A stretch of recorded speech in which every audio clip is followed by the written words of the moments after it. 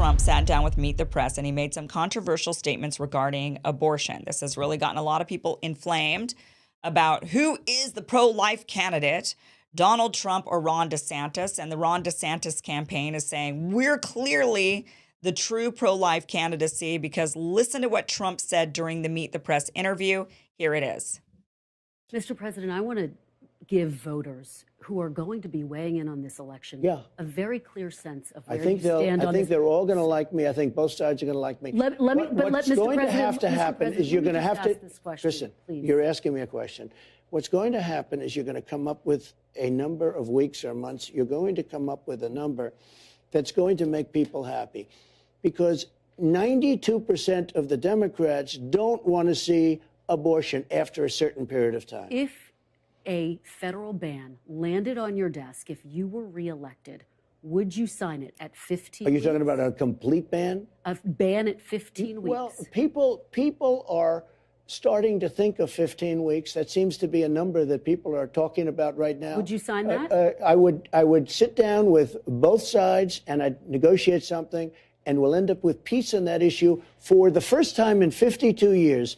I'm not going to say I would or I wouldn't. I mean, DeSantis is willing to sign a 5-week and 6-week ban. Would you support that? You think that goes too far? I think what he did is a terrible thing and a terrible mistake.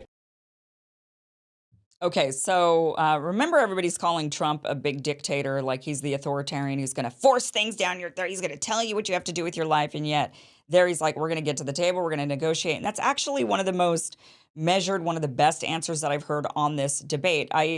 When it comes to this, there is agreement, actually. He's not wrong. There is agreement on both sides of the aisle. The majority of people in America do not want late-term abortions, for example. The majority of people in America want 15 weeks available, up to that first trimester available for women. That's the vast majority of people. There is agreement on those two aspects of the abortion debate. There are some people who are more extreme on both sides, of course, but there is some pretty big agreement there on both sides of the aisle. Yet, both sides want to make this a political issue. Democrats want all or nothing, which gets us nothing. And Republicans also want all or nothing, which is very threatening and unelectable. This has made Ron DeSantis quite unelectable. Here's actually from his war room. I think this is just his... This is the tweet from the DeSantis war room saying, this is about Trump's comments. Trump says he will compromise with Democrats on abortion so that they're nice to him. Quote, both sides are going to like me. Then he says it's a, quote, terrible thing. Babies with heartbeats are protected in Iowa, Florida, and South Carolina. Ron DeSantis will never sell out conservatives to win praise from corporate media or the left. So Ron DeSantis has signed, I believe, a 6-week abortion ban in Florida. It's being contested in the court, but he has made it known that he wants a full-on a ban on abortion, that he wants a 6-week. Most women don't even know they're pregnant at 6 weeks. Also, it's unclear what that 6 weeks means. Is that 6 weeks from the time of conception or 6 weeks from the time that doctors count? They typically count 2 weeks before you're even pregnant at all. They count from your last cycle. So if you're 6 weeks pregnant, you're actually 4 weeks pregnant. Most people don't even know that they're pregnant at that point. But he signed a bill banning it, and that would make most abortions effectively illegal in the state of Florida. That is an unpopular viewpoint. Most people, even in conservative states. In fact, when measures have been put on the ballot for the people to vote on, like in Kansas, for example, when they said, okay, we're conservative and we don't want abortion in our state anymore, but we're going to let the people choose. The people have chosen to allow abortions up to a certain time period, up to, first-term abortions for sure. So even in conservative states, that's what most conservatives even agree with. Yet you've got Ron DeSantis saying otherwise in this tweet, that they want to go forward with these all-out bans or 6-week bans, which most conservatives agree make Ron DeSantis completely unelectable on a federal level. I do want to play for you this clip of Ron DeSantis talking to Megyn Kelly on her show, and he's talking about this particular issue and whether or not he would push forward with a federal ban. Here it is. So you're not in support of a federal law? I'll always come down on the side of life, and I'm proud to be pro-life, and I'll be a pro-life president. But if you do that, if you sign a federal law making a 6-week standard the law across the country, aren't we just then going to get a Democrat administration with Democrat Congress that reverses or that codifies Roe and back and forth? Why isn't it just a states' rights issue?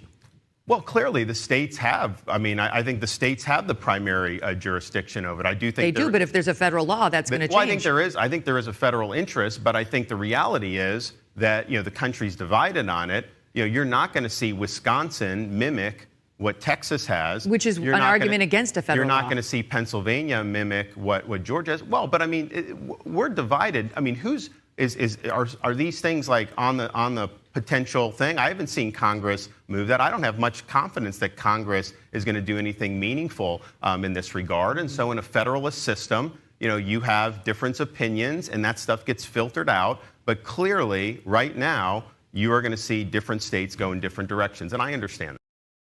Yeah, so if you understand that different states are going to go in different directions, then why not just allow it to remain at a state-by-state level? That is exactly what conservatives claimed they wanted when they were seeking to repeal Roe v. Wade. The argument wasn't we want to ban abortions on a federal level.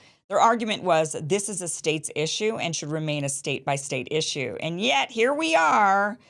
We're exactly where people thought we would be with this, which is that conservatives are going to push for a federal ban and not just leave it as a states' right issue, really going against everything that conservatives claim that they're for, that they're more for states' rights, less big government. But when it comes to certain issues, they're all about big government, and this is one of them.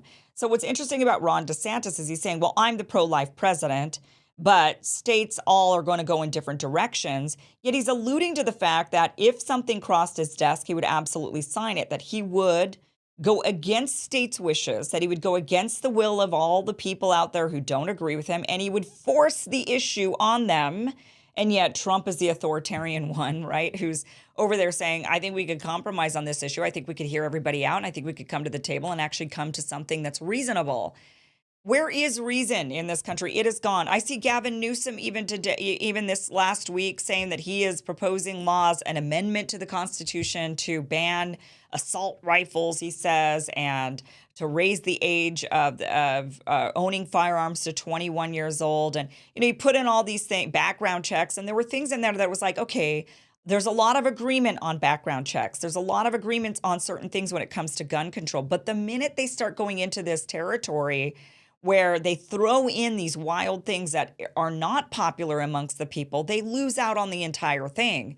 And that is why we can't get anything done in this country. We can't get anything done because people who rise in popularity, or people who end up with all the PAC money, or people who are like Ron DeSantis, where he's slated to be the golden boy of the GOP that they would rather have over Donald Trump, they have these viewpoints that are not popular. They're not moderate enough. They're not willing to compromise at all with the other side. It's war between the Democrats and the GOP, and nobody can even compromise. If you dare compromise, then you end up with one of those tweets from the DeSantis war room where they say, oh, he wants to get Democrats to like him. Well, you know what? That's how we make progress in this country, is actually coming together on things we do agree on, and then we can fight about all those things we don't. But there are actually things we do agree on, but we can't make any progress whatsoever because we're constantly having this battle of how dare they even think about compromising with the other side in order to get somewhere. Because you've got people like Ron DeSantis on this particular issue who want to ban abortion completely, despite it being unpopular, completely unpopular across the country, even amongst conservatives. But it doesn't matter. You will do what they say or else, you immoral little peon, you. That's what they're thinking. And that is not a good way to run a country. In fact, that's quite dictatorship. That's quite authoritarian. That's quite everything that we're afraid of. And it's both sides, Democrats and Republicans, wanting to do that. And we need people in office. We need leaders who are actually going to say, you know what? There is room to negotiate here. There's room to compromise here. So let's just get it done. Let's get it done and actually make progress in this country. All right, guys, I want to tell you about Birch Gold. I know a lot of you are